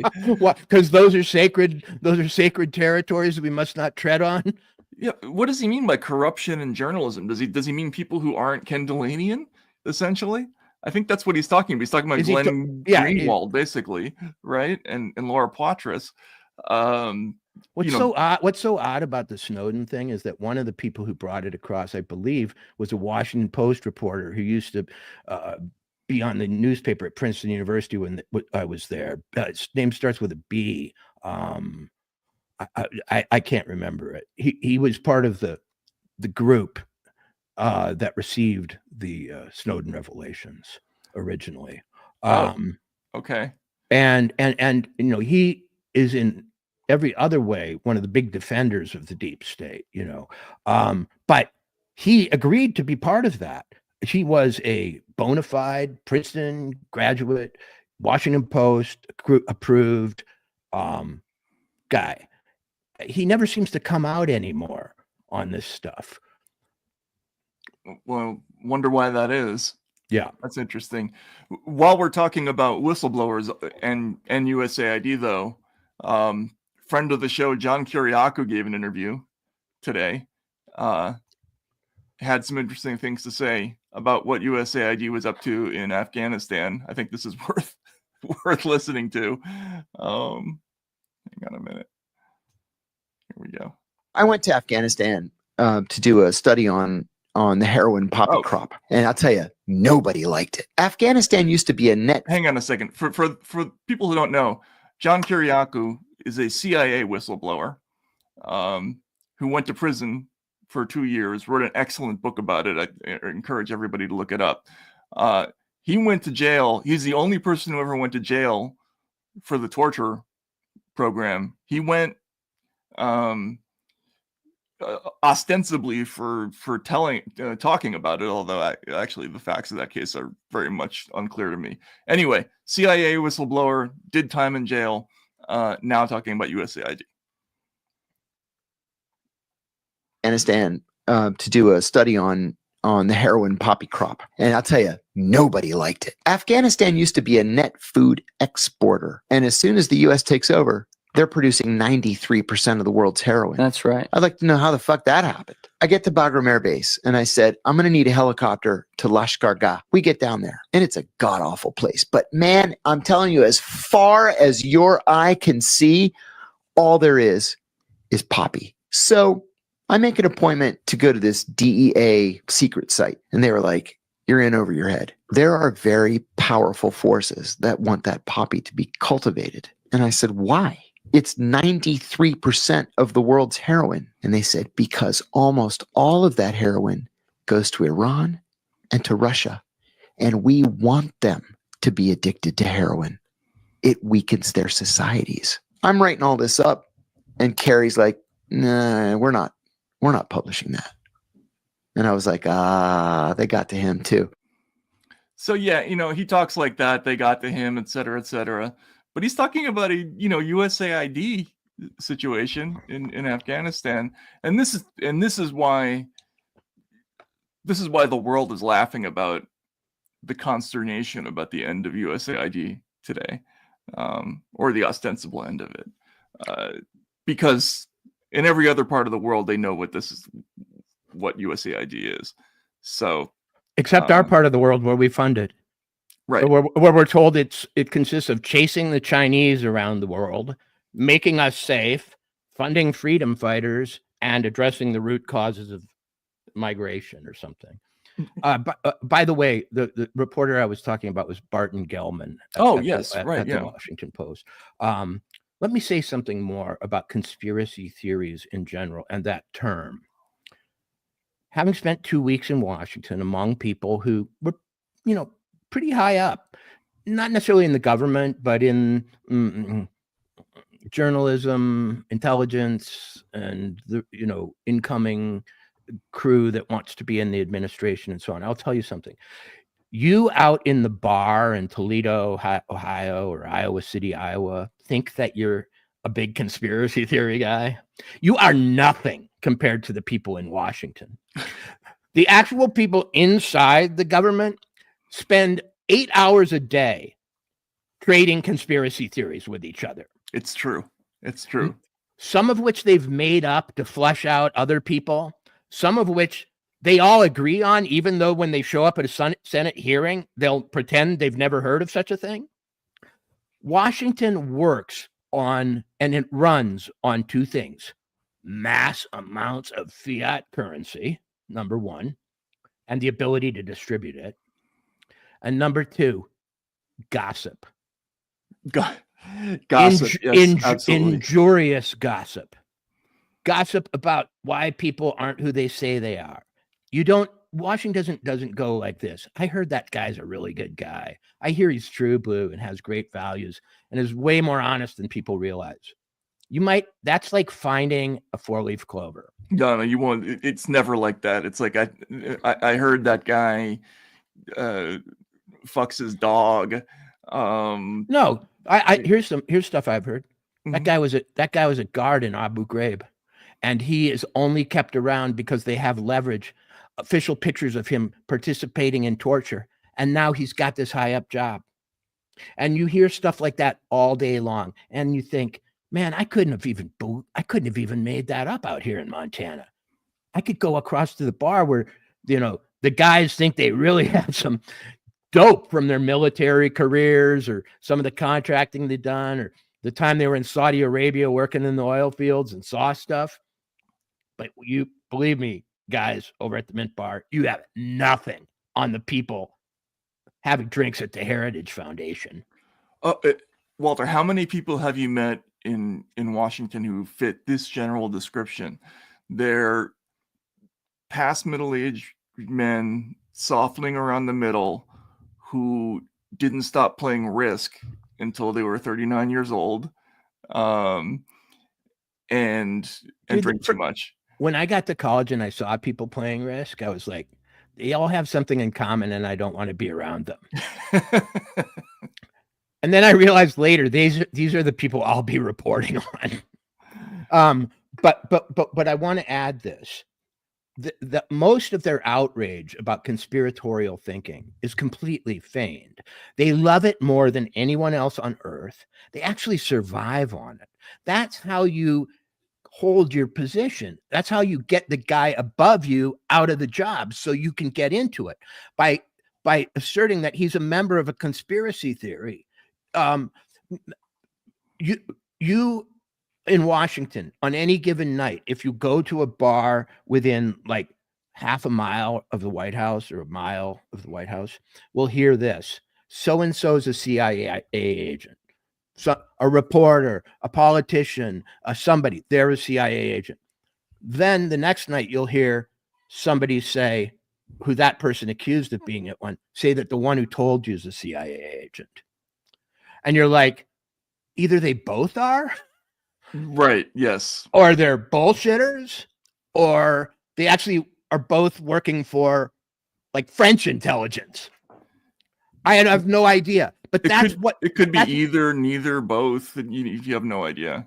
Yeah. And then you have to sit in these Senate hearings where people are actually acting like there's some ground reality that's all been completely sewed up that everybody agrees on with good guys and bad guys and so on. And it's just a farce. Well, I mean, I remember one of the most disillusioning experiences of my young life when I was getting started in reporting in Russia was, first of all, learning that, you know, the very closed expat journalism community, there's always gossip over, well, who's in the CIA who's the CIA person among the American expat journalism community, and there were like 3 people whose names always come up, and I was always like, no, that's ridiculous. You know, journalists don't work for the CIA. Like, that's an old thing. And then then you watch and you see the people who are absolutely the dumbest people in the community, who don't speak the language, who can't write, have no visible skills. They all got $1 million book deals or became editorial page editors of major papers of record back home. And you scratch your head after a while and you start to think, yeah, you know, maybe, right? And then you go to Washington like I just did, and somebody just gives you a list. And you go, yep, that's all the people I always wondered about. They're all on the list. Yeah, okay. Exactly. Case closed. I wish I'd had, you know, spent years being besieged by people who said that to even suggest anything about this person was, you know, cultural treason. Nope, there they are on the list. The list may be made up. I don't know, but it's a good one because it coincides with my suspicions. Yes, and you know, we have a lot more data points now. You know, the people who were there at that Aspen Institute thing, and you know, the off the record, you know, preview of the Hunter Biden story that they didn't do a month and a half before it broke. Like, that list of people, I think, is an interesting one. Well, here's another just little story because I've got so many anecdotes. Someone who used to be a Hollywood publicist, who's now now works for a major journalist as a booker, was there. And it was her first visit to Washington. So she works for a journalist who does political affairs all over the world and so on, but had never been to Washington, D.C. And I asked her what her impression was. And she said, oh my God, it's so much worse than Hollywood. It's completely transactional. You get the feeling that everybody, after they talk to you, like turns a corner and gets on their cell phone and like dirty deals you to somebody. Mm-hmm. And people don't have any manners. So she was helping some celebrities go around Washington to parties and so on. And even when they were trying to have private dinners and so on, people just come rushing up in the middle of the dinner and snap photos of you. They don't even do that in Hollywood. In other words, there's something venal about it that surpasses even the entertainment capital of the world.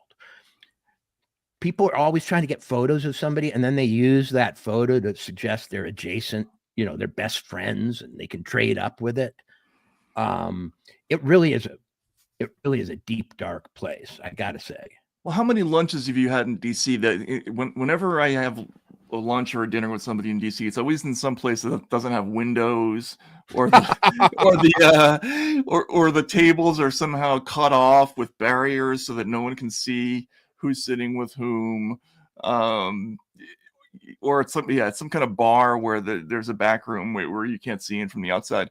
Whereas and you're right, people have no manners. In Hollywood, the first thing that everybody says to you is, "Oh my God, I'm such a big fan of everything that you've ever written. I love what you do. Like, you're the best." And then you know that they absolutely, that's when you know that you're not going to get the deal, is when they tell you that. So, right?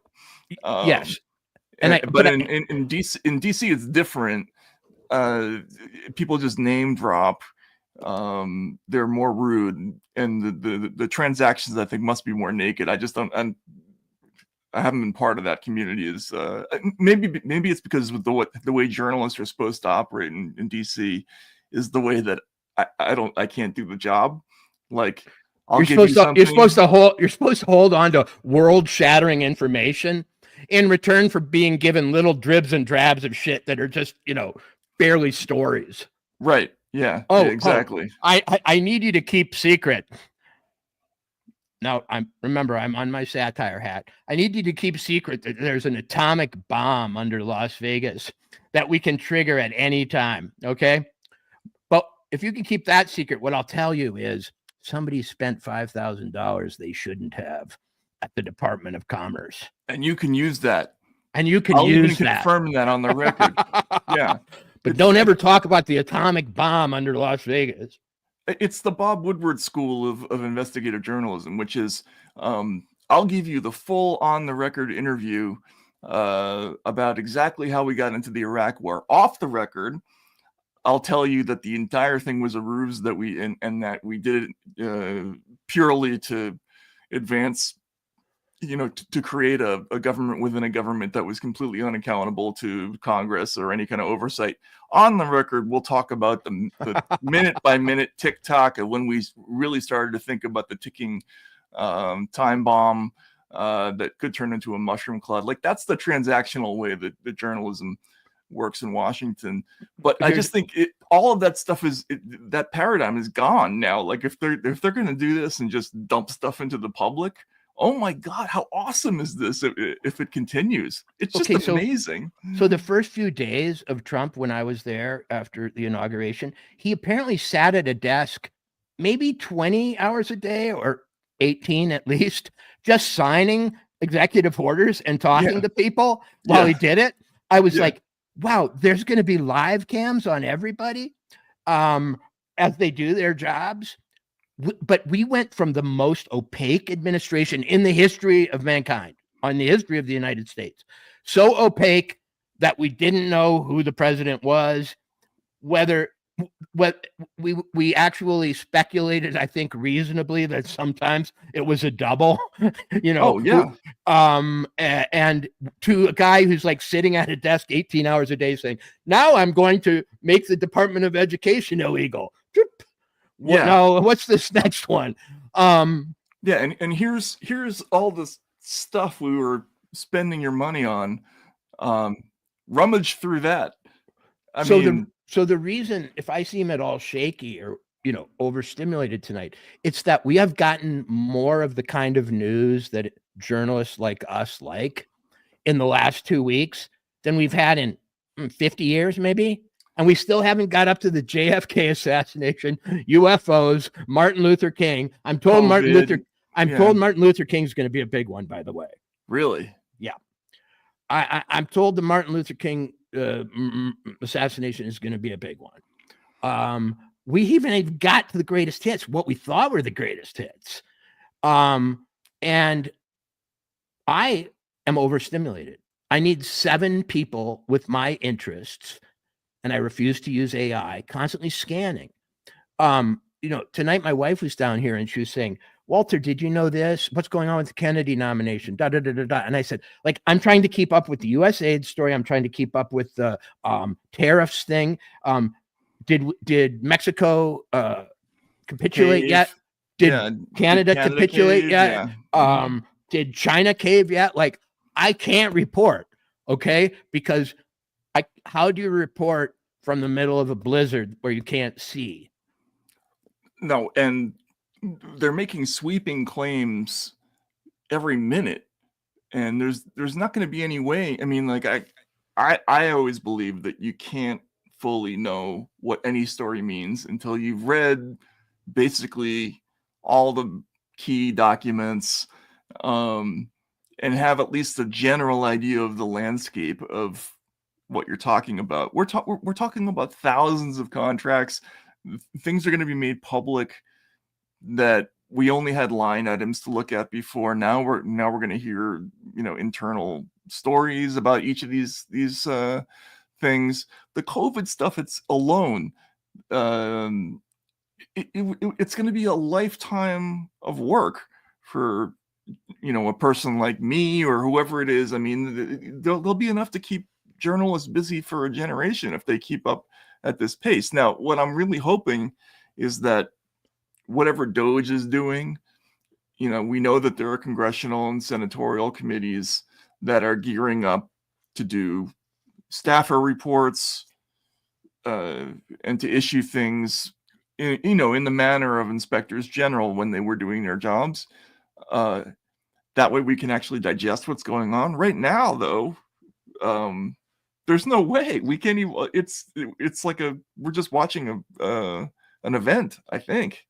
It's like being brought downstairs to the Venetian Casino's main buffet, and at opening time, and they say, "Are you hungry?" And you say yes, and then they put you in the room and say, "Eat all that now." I can't. I don't know where to start. I don't know if I can digest it. Well, then get somebody else. Even 2 people can't eat it.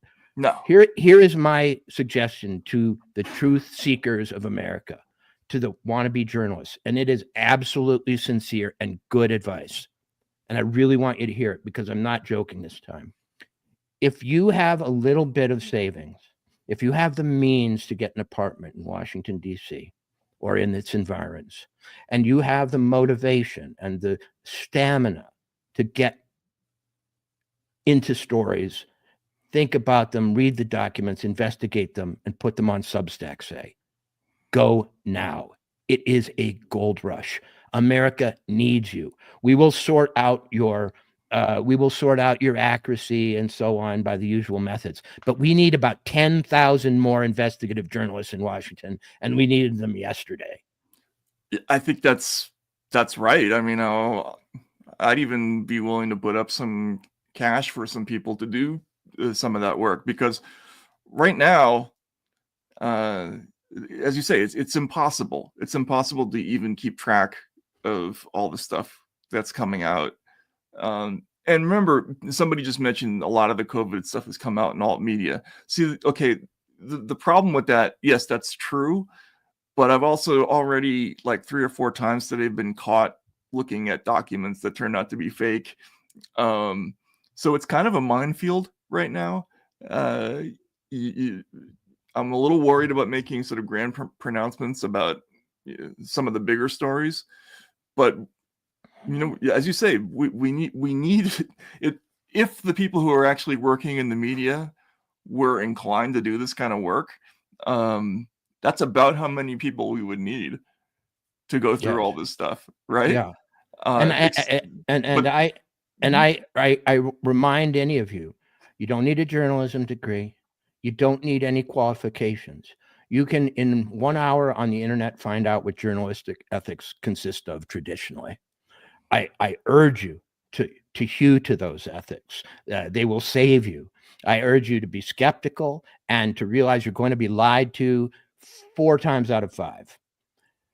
But if you stick with it and you start to develop a network and you learn who to trust and who not to trust and how things work, in not very long, you're going to be able to tell stories that were locked behind closed doors for decades.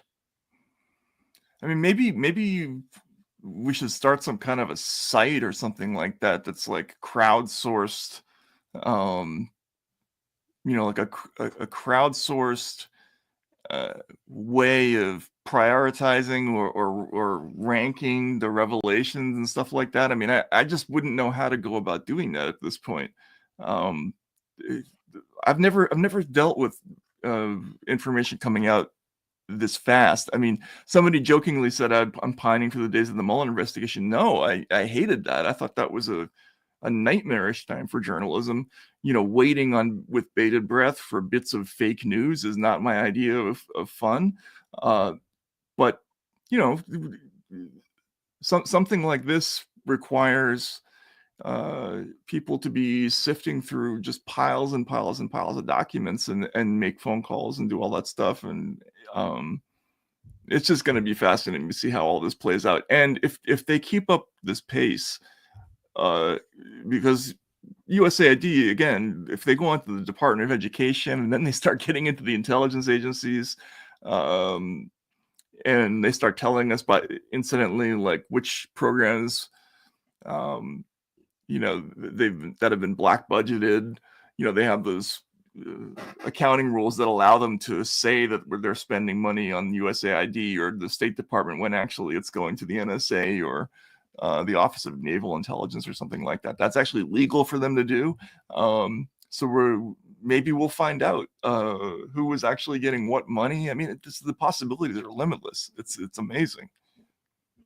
The possibilities are limitless. And as I say, I felt this afternoon like I needed 3 assistants just to know what the news was today. Well, think how many journalists we're going to need to know what the news is and then trace it to its sources and find new news and root out all this stuff. Elon Musk had a quote, I thought, for the ages on his spaces last night about USAID. He said, we're not finding a worm in the apple. USAID is a bowl of worms. And that accords with what I saw in Washington. You're not finding the root causes of anything. You're finding a tree, a dead tree, okay? You're not finding corruption, because corruption suggests that there was something that had integrity at the beginning that wore away. We're talking about institutions that were instituted in order to do things that weren't good. It's not like someday one guy just cheated and then another guy cheated and then a third guy cheated and it got corrupted. It was born to do something and it still does it. And it actually does it really well. And it's not corrupted at all. It's just bad. Yeah, and you were talking before about that system. You get 60 now, we'll get 60 after the next election. Because of that system, it was walled off. We didn't get to actually see all the rot because the duopoly of the two parties basically protected the worst. The essence of the whole rotten machine. Remember when Clinton handed off to George Bush Jr., right? That was supposedly a transfer of power in America. Clinton handing off to George Bush Jr. Well, what do those two guys call themselves as soon as they're out of office? Brothers by another mother. I know. Well, yeah. Brothers by another mother have been running everything for a long time. And when brothers by another mother pass things off, it's sort of like, here's the turkey, give me the green beans. That's not a transfer of power. A transfer of power is when one group loses a lot, including a lot of their jobs and money, and another group gets it. And this is what's happening now. it's a transfer of real power, and we may not have had one before.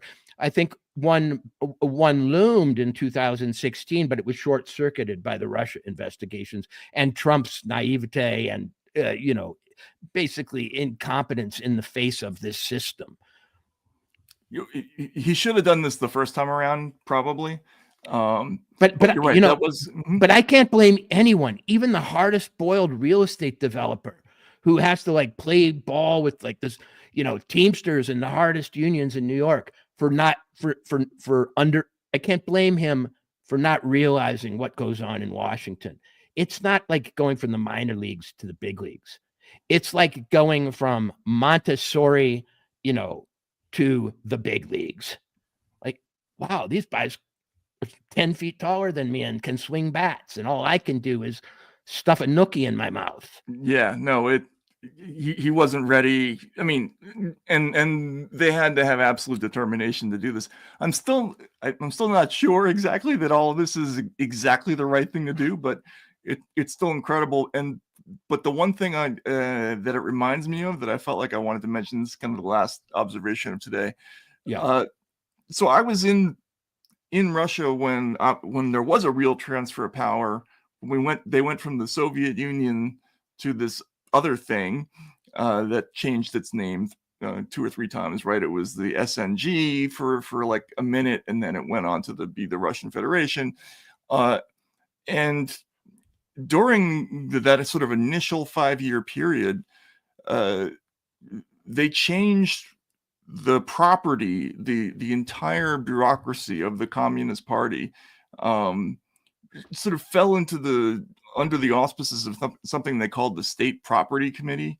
So it was like $600 billion worth of stuff that never had any oversight whatsoever. And if I remember correctly, like Kroll Associates or some weird firm got to do an audit of it. But like the people who go around to banks with armored cars in America, Kroll does stuff. It's a private security, private investigative. Yeah, there's a lot of whack and people. Yeah, exactly. But they would never. There was no way to actually go through all of that stuff. It was just a gigantic pot of tribute that politicians used to hand out to people, and it turns out that's what our federal government has been. It's just been a thing, a vehicle for throwing money at God knows what. And man, how fascinating it's going to be to see the depth of this thing. I have an acquaintance, I guess you could call a source, who has, over his career, been involved with a lot of the organizations that some feel are intelligence adjacent. I don't know if this person was ever directly employed by, an intelligence agency, but worked for places like USAID and other things. And just to speak for the other side, they're concerned and a bit offended that what they feel is, to some degree, useful work in keeping America safe and keeping our enemies at bay and finding out their secrets is being thrown into one big pot. And that, it's possible to overcorrect, because in the midst of all this bowl of worms, they would assert there is some really good stuff that's yielded some interesting intelligence, some, they would say stability. Right. And so on. So to make that argument just for 1 second, I think my time showed me that we can't be total Boy Scouts. Our enemies aren't Boy Scouts. Our adversaries aren't. It's a big game all across the world, and a lot of dirty things get done. And they all have to be justified at some point, but sometimes only secretly. They can never be confessed. I know that there are good people who are being hurt in this. I'm sure there are. Absolutely. Yeah. And there are people who are true blue, and people who did their best, and people who made compromises. You don't get inside a gang that, where they kill people. And no, you got to beat up the old lady to get in. Yeah. Yeah. Yeah. And there's people who are willing to do that. And maybe they're not me or you, but for us to sit in judgment on them too easily is a kind of arrogance on our part. But I will say this, that you have to correct at certain times. And this same person said to me, Washington right now is like Yeltsin's Russia. He was explicit about that. And I think he was there during that time. Wow, really? Yes. Power is up for grabs. People are shifting sides. People are looking for vacuums that they can fill. People are trying to find out if they're in the crosshairs and whether they should get the hell out. And that is explicitly what he compared it to, having been there. And I think that's probably a pretty fertile metaphor. If someone like that, who I believe is one of the good guys, would say it. And so I don't want to get into some simplistic, total, red scare, opposite style red scare here. There are good people who are, I think, anguished by what's going on, but they're paying the price for the bad people. And we do have the right to look into these matters at least every few decades. If that's the metaphor, I mean, it'll be amazing. I mean, you could walk into any government building during that time period and hand somebody $50 and basically get access to anything in Russia. Oh, interesting. I mean, my favorite story about how fucked up Russia was during that time was under Yeltsin. I had an interview scheduled with a guy who worked at this place called the Serbsky Institute, the Institute imeni Serbskого, which was a research facility where they studied serial killers. So it was a building that had like 16 of the mass murderers inside. Anyway, it's supposed to be heavily guarded, and I had a sheet of paper that told me to go to this office at this time. I walked straight through the front door, no security, just papers lying around everywhere. I could have walked into a room with like the Taganrog monster or something like that. There was just total chaos during that time period. But we also learned about all these amazing things that happened during World War II and everything. Like, if that's the metaphor, it'll be both painful, but also, I think, purgative for the country to learn all this stuff. And I think the real insiders who are patriotic in the sense that they want the best for the country and are a little concerned about its adversaries taking advantage of us at a time of vulnerability feel that same way. They recognize that this pain was probably inevitable, that this process had to happen. They wish maybe that the public would err on the side of grace and awarding grace. It's a word they use a lot, actually, awarding grace, which means forgiving people for doing things that may look not so right on the outside, but were necessary. And but they also seem to recognize, I think, that it has to happen because the compact between the people and this capital has to be renewed in some way. Yep. Totally agree. To wrap up, Walter, you last week predicted that RFK had the votes. What do you think the results are going to be? And allegedly, we're going to start to hear tomorrow's the results of there's the Finance Committee, Intel Committee, and yeah. Mm-hmm. My prediction, but I do have pretty good sources on this. Anybody out there who, like me, it's no secret, would like to see RFK confirmed, should get on their horn, especially to Senators Cassidy and Whitehouse, I believe, and, send emails. It's down to a very few senators. I think that there is a feeling that he will be nominated.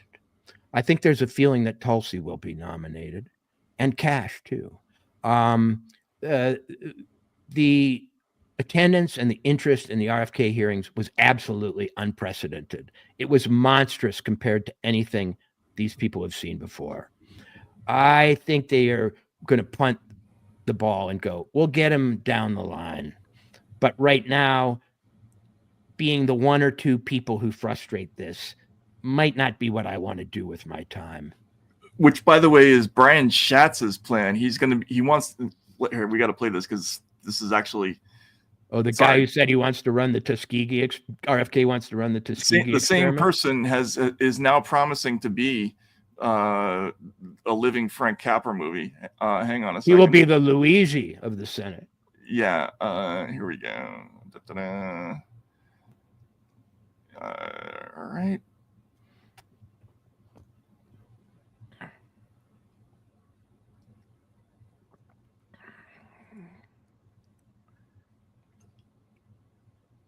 He'll be the evil Frank Capra. Pass a law. Here we go. Sorry. You cannot, if you want to change an agency, introduce a bill and pass a law. You cannot wave away an agency that you don't like or that you disagree with by executive order or by literally storming into the building and taking over the servers. That is not how the American system of government works. That's number one. Number two is, it is true that there will be suffering all over the world. There already is suffering all over the world as a result of this. But it's not just that. It's that instability from starvation and disease will visit us in the United States of America. You made COVID. You made COVID. Of American foreign policy. And it is because we understand that a stable world means a stable America. You destabilized Syria, leading to millions of refugees. Anyway, he goes on to promise that he's going to block the whole thing. So he's gonna be Jimmy Stewart, the boy with his thumb in the dike. Yeah.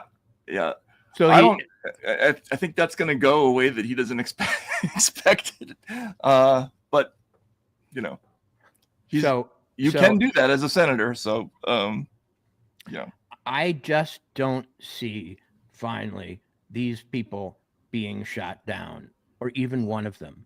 I mean, why isn't the president of the United States allowed to pick the person who sits atop the intelligence agencies, all of which exist due to the commander-in-chief status of the president? What? That seems a particularly strange one to take away from him. The right to his own intelligence director? But going down the line, Kennedy's support out in America is vast. And it cuts into the female base of the Democratic Party. In other words, there are a lot of people who came over to Trump because of overbridge Kennedy. And I just don't think they have the guts. And I don't think it's worth it. I don't think they're going to play the field position game, I think, now. So yeah. I didn't think Tulsi was going to make it. I now do think she's going to make it. I do think Kennedy's going to make it. The one I'm not sure about is Cash, but people tell me he's going to make it. So you see, you got to understand something. Whether these people make it or not, someone in the Trump administration knows and has stuff. They have stuff that we can't even imagine, Matt. We don't know what cards they have to play. I can assume from what I've heard, they're big cards. I don't know if I'd want to play against them right now. No, but you can see that they're putting up a fight, and it's not hard to discern what the reasons why are, because one can only imagine what's going to come out if the wrong person is the DNI. What I love is that on the one hand, Rachel will tell us that a vacancy at the FAA causes planes to immediately crash, but vacancies at the FBI and at the Director of National Intelligence don't cause anything bad to happen. No, we have to filibuster that shit. Yeah. So yeah, we'll see. Good luck with that, Rachel, Senator Schatz. And for that person saying this is just a right-wing show now and we're both conservatives. Oh God. I'm so tired of that. Like, if this were 20 years ago and we were talking about the Stellar Wind program and, you know, eavesdropping on American citizens and Edward Snowden. The Snowden papers birthed The Intercept, but that was the entire concept of that publication, was just to go through all of those releases until the end of time. That was supposed to drive the entire liberal progressive agenda for years and years and years. It was supposed to be revelations from the security agencies, right? That was the thing that they built with Glenn Greenwald and all those folks. They ended up kicking Glenn out because he's no longer acceptable to that crew. He's not a bot. He's not checking the boxes. Right, exactly. Two of these three nominees are former Democratic presidential candidates. Okay. Yeah, exactly. And the idea of that we would like, do I love to see Elon Musk hyper caffeinated running around, you know, with the keys to Washington? Not sure, but I definitely like to see secrets come out. I think we're all agreeing about that. And I liked it 20 years ago too, when I was voting Democratic. So anyway, all right, Walter, this was great. Thanks everybody for hanging out. Big crowd tonight, and we will see you again later. Thanks everybody. Take care.